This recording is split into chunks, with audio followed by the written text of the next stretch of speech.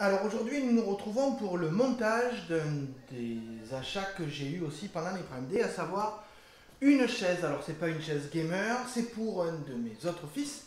Pareil, pour une année scolaire qui est excellente et c'était une très grosse promotion. Donc vous avez ici une chaise dite ergonomique en tissu qu'il va utiliser pour être devant son ordinateur et je voulais vous montrer le montage puisque je vous avais déjà montré une autre chaise que je vous mets quelque part par là. Bon, c'est pas tout ça, mais générique.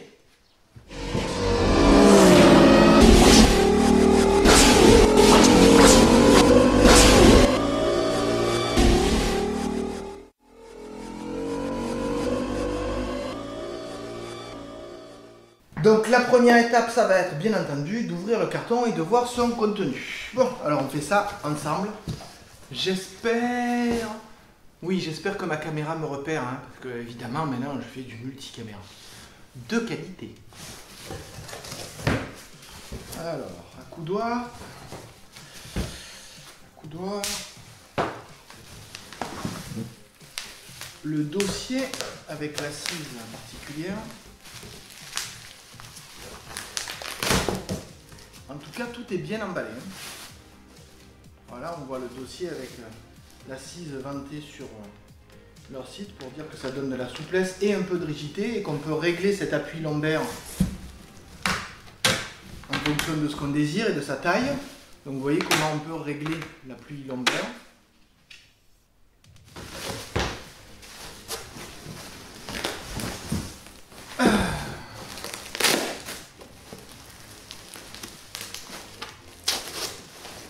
Donc là,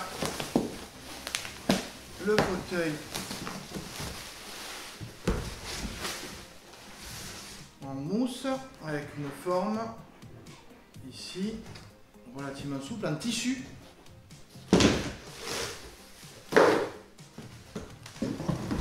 Après, le système qui permet de monter et de descendre la chaise, bien évidemment.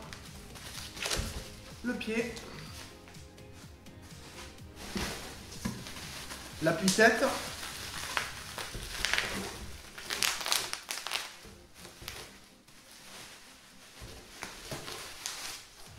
Alors toujours pareil, l'appui-tête en tissu. On le voit ici, je vais essayer de le montrer un peu plus près. Vous voyez que c'est un tissu respirant, donc qui sera moins chaud, j'espère, l'été. Et enfin, je suppose, vu le poids, ici j'ai les roulettes. Ah, la visserie avec les outils pour monter. Un cache pour faire voler. Les gants pour pas abîmer, je vais les mettre juste pour la forme. Les roulettes, ils auraient pu donner les gants avant. Mais... Le cache, le vérin, très important, hein, parce que c'est lui qui va donner un peu de puissance. Et voilà.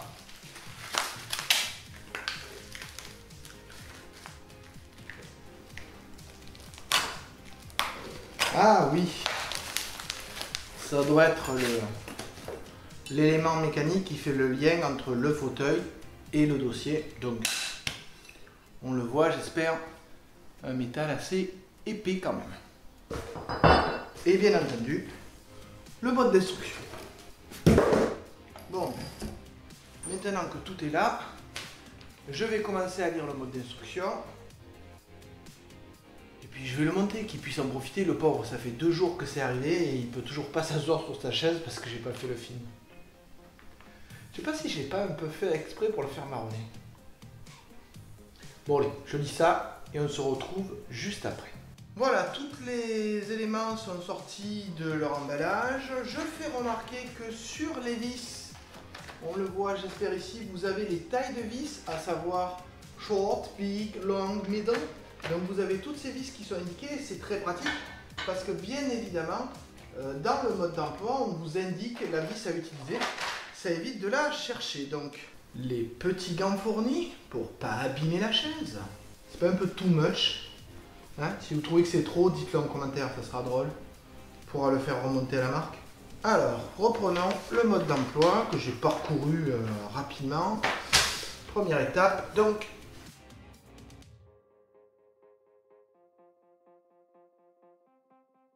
Alors, il faut bien faire attention que le blanc sorte de l'autre côté.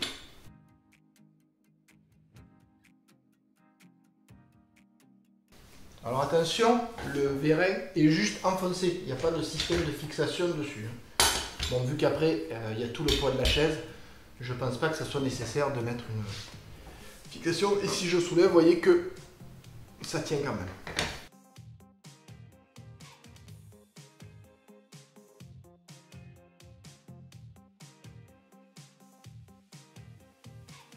Pas la peine de serrer non plus énormément. Hein. Je rappelle qu'il y a 4 vis, donc l'effort va être réparti.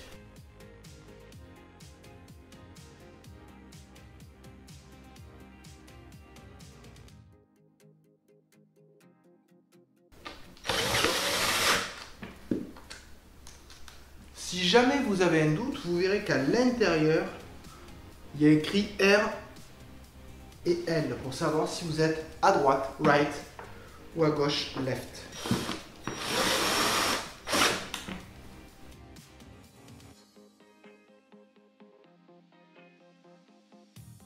Voilà, les accoudoirs sont montés.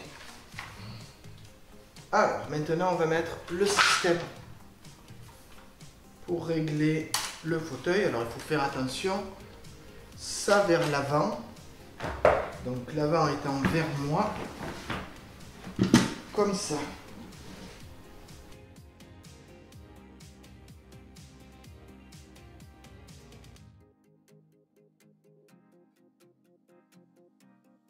C'est ça et ça ensemble. Donc vous faites glisser ici.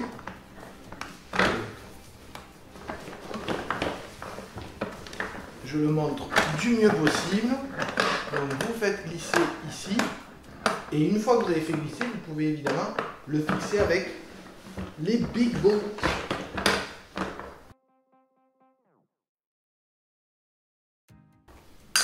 Par contre, je comprends pas, c'est qu'il y en a 4 et là j'en ai besoin que de 3.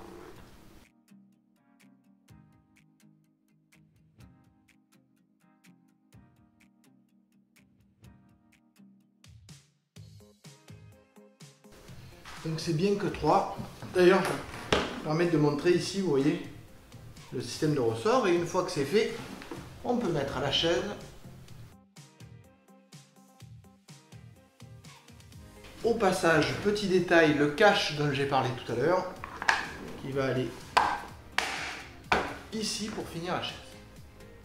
Vous me direz, ben voilà, c'est terminé. Non, pas tout à fait, puisqu'il reste les longues et qu'elles sont faites pour ici.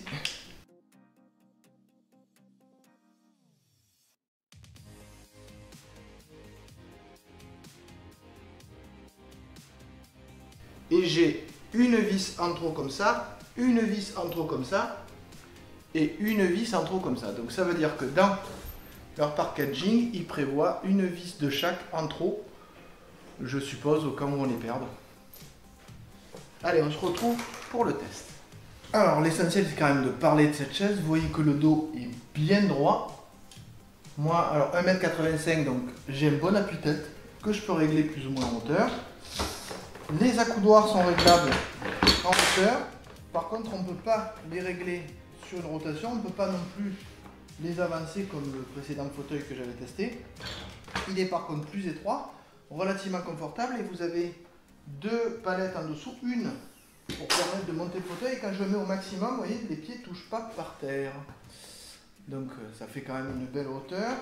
Donc ça permet de régler correctement. Et vous avez une autre palette ici qui permet de régler, de bloquer ou de débloquer quand on veut se pencher. Donc là, je débloque, je peux me pencher.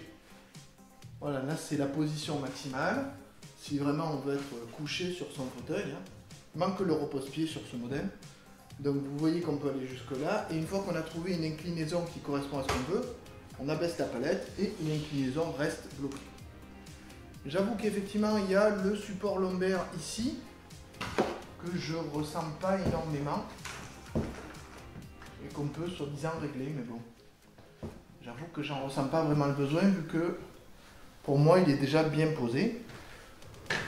Elle est plutôt confortable, la rotation se fait sans trop de bruit. Les roulettes sont de bonne qualité. Ça pourrait faire de jolies courses de fauteuil, comme dirait Prunel. Ah non, pardon, comme dirait Jules de chez Smith en face et Gaston Lagaffe. Et quand vous le mettez droit, effectivement, vous êtes bien soutenu au niveau du dos et la courbure est relativement agréable. Il est conseillé dans la notice de bien s'asseoir au fond du fauteuil pour en profiter au maximum, ce que je ne peux que confirmer. Bon, alors vous avez vu donc comment est ce fauteuil Noble Wheels. C'est pas un Noble Chair, hein, attention, c'est pas le même prix. Comment est ce fauteuil Noble Wheels? Vous avez vu que le montage était relativement simple et qu'on obtient un fauteuil qui n'est pas énorme, qui est très confortable, notamment pour rester dessus quand on va faire de l'informatique, du jeu ou même s'asseoir à son bureau pour travailler. Si vous avez aimé cette vidéo, n'hésitez pas à la partager, à mettre des likes, à mettre des commentaires, à montrer à ceux qui peuvent se poser la question de que vaut cette chaise. Voilà, comme ça vous avez le test complet qui est fait. Alors, j'espère que vous avez apprécié cette vidéo.